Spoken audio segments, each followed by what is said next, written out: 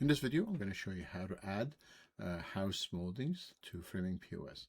So what you do first, you're going to go to products, click here, and then you're going to go click on moldings here, which I've already done. And then you're going to come in, you're going to click on house.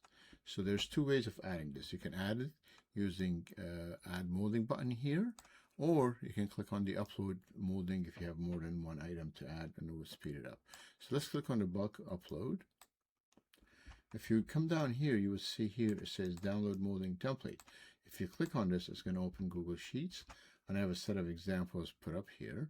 You can click on File, Download, and download in the format you like, and add your own data. Once you do that, you take these and copy and paste. Okay, so I'm not selecting the first row.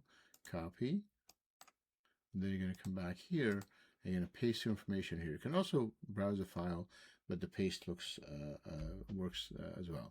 So I pasted it here. Okay. Now I'm going to click on parse pasted data. Now it says you parsed 11 items. You paste 11 items and it's all got parsed and it's all good. Now you have to select the pricing method for it. Let's say default pricing.